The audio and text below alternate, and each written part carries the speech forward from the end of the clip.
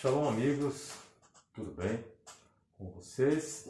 Vamos ao nosso estudo do nosso tema dessa semana, que é a Bíblia e as profecias.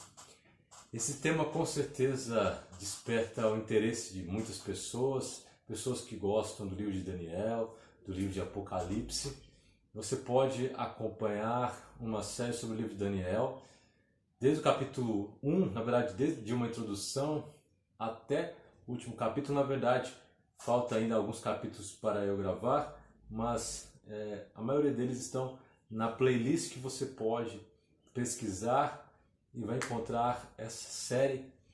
Mas vamos a alguns princípios de como se interpretar profecias. Afinal de contas, como disse em um dos primeiros vídeos, quando vamos interpretar a Bíblia, temos que levar em conta que a Bíblia ela é uma biblioteca. Ela não é um livro apenas. Existem diversos gêneros literários, existem diversos textos na Bíblia, e esses não devem ser interpretados da mesma maneira, da mesma forma.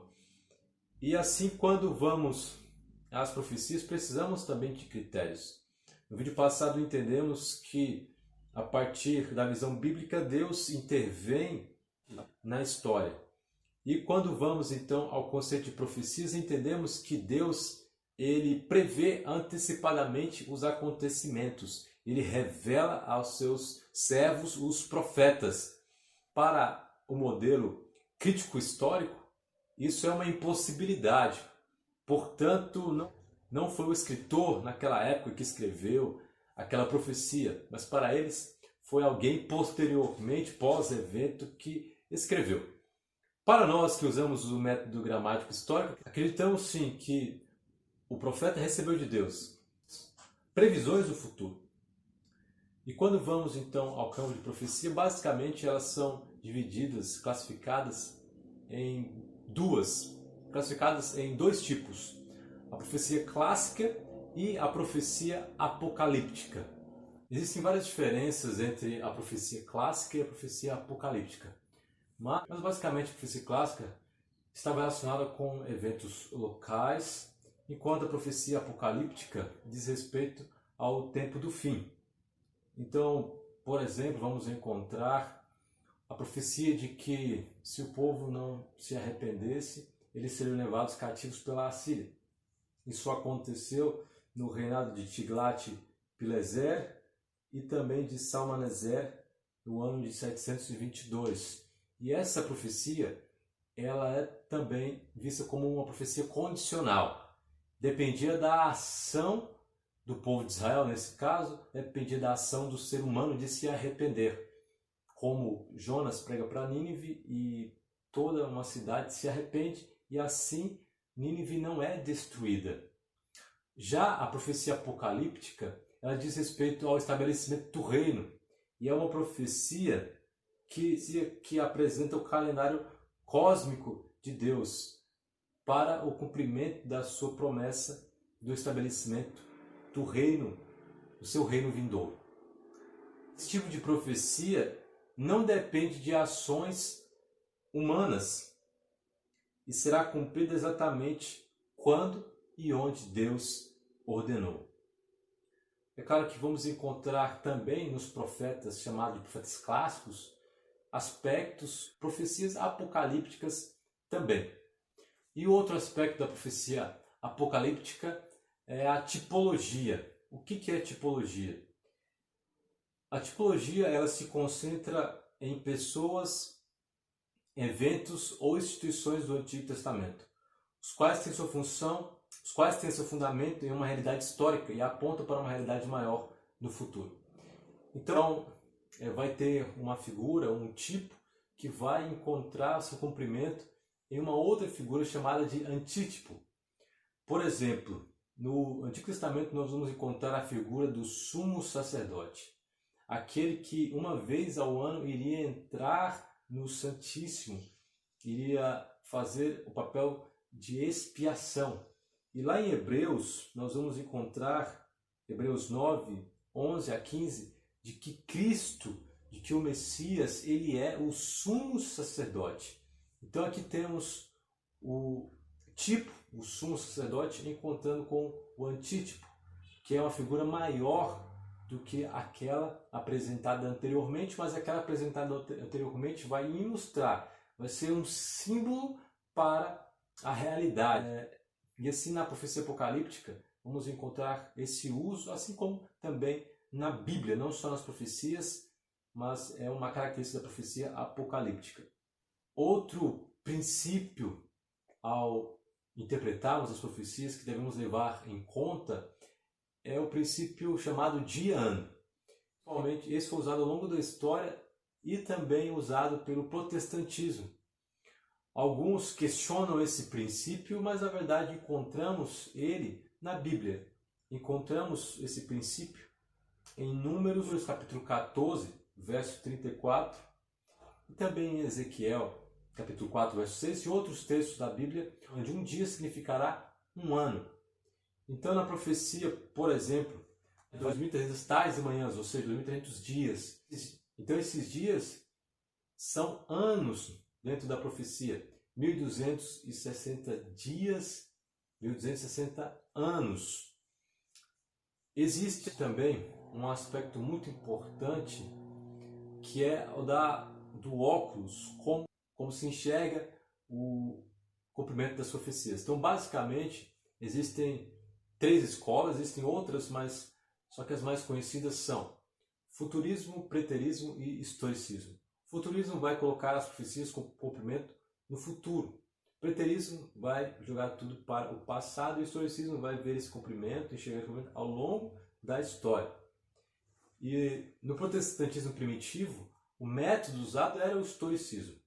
Então, quando vamos às profecias de Daniel, você pode acompanhar mais sobre esse assunto pesquisando na playlist sobre o capítulo 7 e o capítulo 8, mas basicamente, dentro do historicismo, enxergamos o cumprimento do livro de Daniel, especificamente desses 2 capítulos, 7 e 8, dentro da história.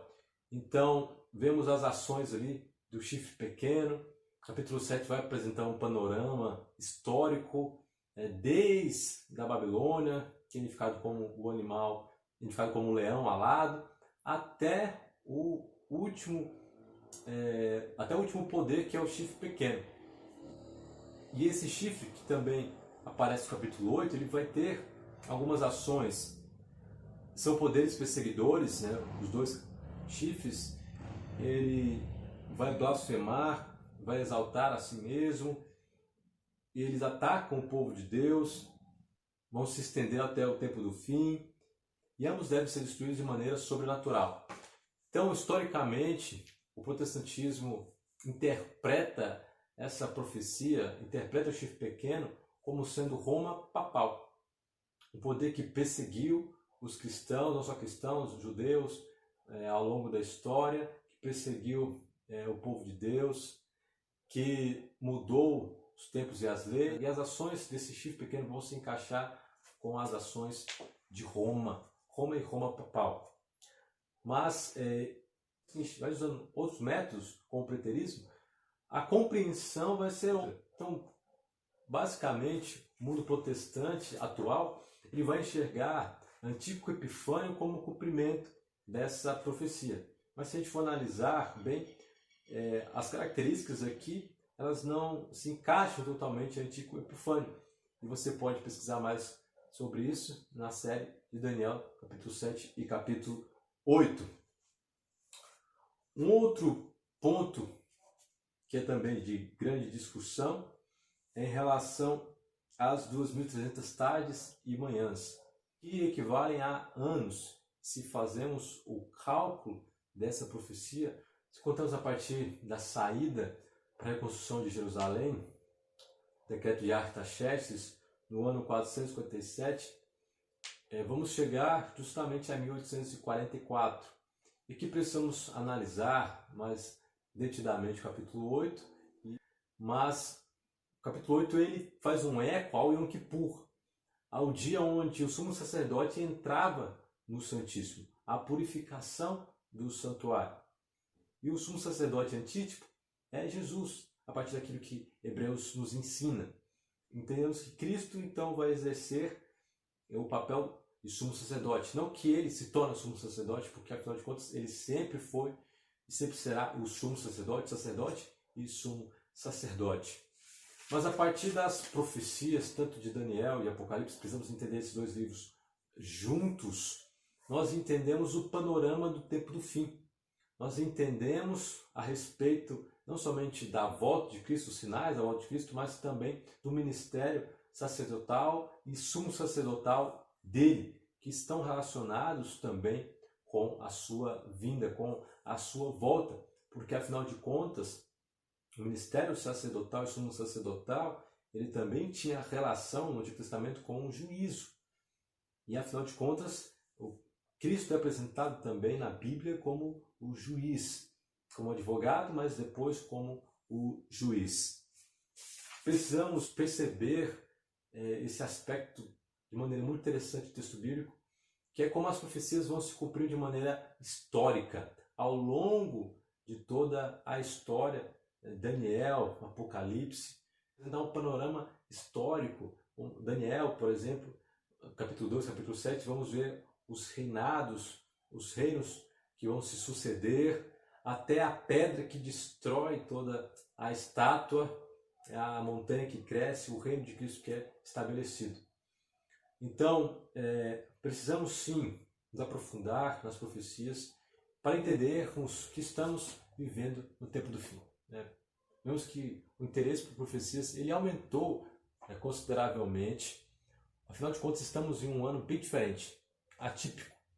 Mas como estudantes da Bíblia, precisamos, de maneira sincera, estudar esses livros. São livros complexos, são livros que exigem um esforço maior, o livro do Apocalipse, o livro de Daniel, evidentemente, mas precisamos estudar as profecias, que têm muita utilidade.